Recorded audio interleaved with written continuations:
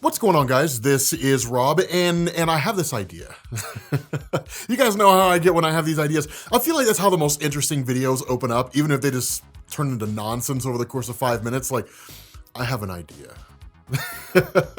Okay, so here's the thing.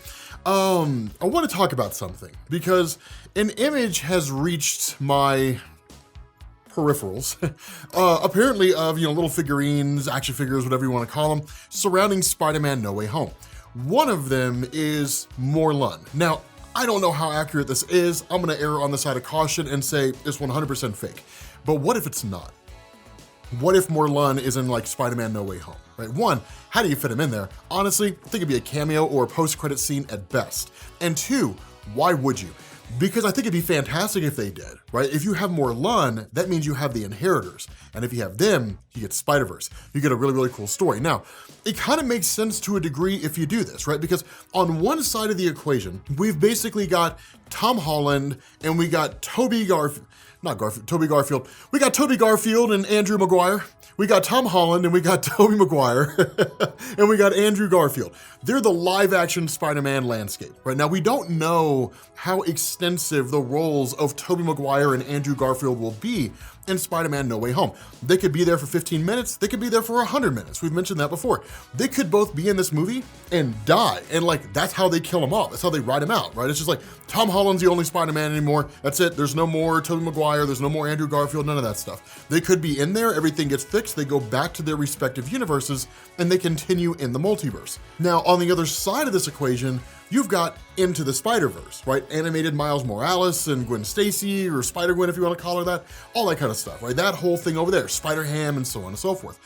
I gotta be honest with you guys, I have a hard time believing that Sony and even Marvel Studios wouldn't bridge that gap.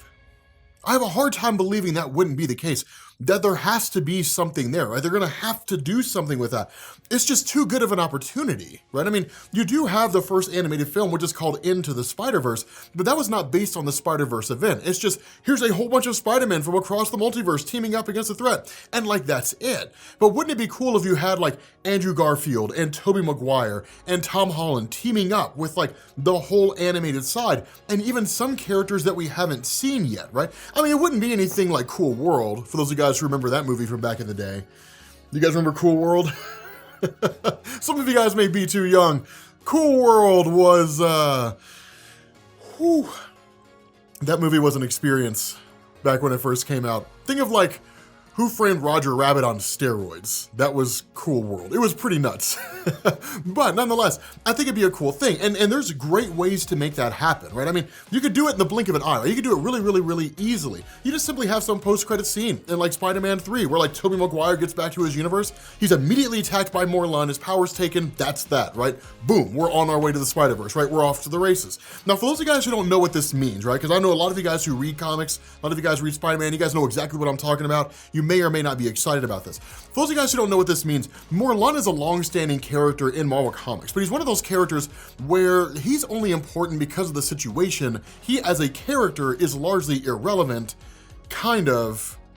He was compelling for a while and then nobody cared anymore. So the idea behind this, at one point in time, he had a guy named J. Michael Straczynski who was writing the Spider-Man comics, right? J. Michael Straczynski is the guy who wrote the story Spider-Man One More Day. I'm sure you've heard of it, if for no other reason than the fact that it's the story that Spider-Man fans just can't get over. And they'll always stay pissed off about that, right? It's a story that like nullified the marriage between Peter Parker and Mary Jane Watson. Peter made a deal with the devil, all that kind of stuff. What he ended up doing prior to that point was building this whole great big huge crusade about the story called The Other, right? Basically introducing this idea of spider totems. And the way this worked was that for years and years and years, Peter Parker was just a kid who was bitten by a radioactive spider, and that's it. And he got the proportional strength of a spider, and he could crawl on walls, and he had a spider sense, and different things along those lines. No muss, no fuss.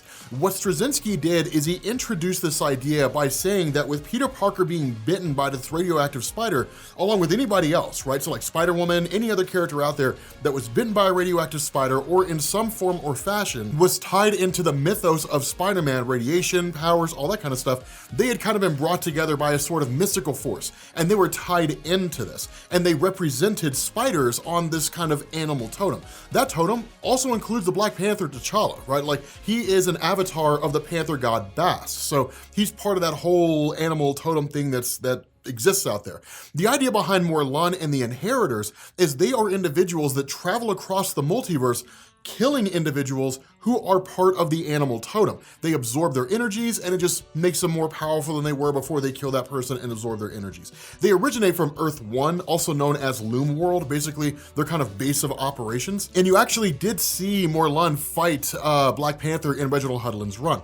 But one of the cool things about this is that the Inheritors could very well exist out there in the multiverse, and they're traveling across the multiverse, killing Spider-Man. One of the things to know is that when the Spider-Verse comic was first introduced, when it was first released by Marvel Comics, it wasn't as though Morlun was a new entry. Again, he'd been around for a little while, but even the expansion of the Inheritors, and even when Morlun was first introduced, he'd been around for a long time, and he'd been killing Spider-Man and Spider-Women across the multiverse for a long time. They've been doing it for a while. And so it's almost like with the Eternals, right? Like, you're just now introduced to the Celestials. Even though you've kind of seen them a little bit, basically, they've been around for billions of years. We're just now getting around to the point that we see them. Why? Well, because who knows what they were doing? The universe is a big place, man. I mean, it's easy to get lost.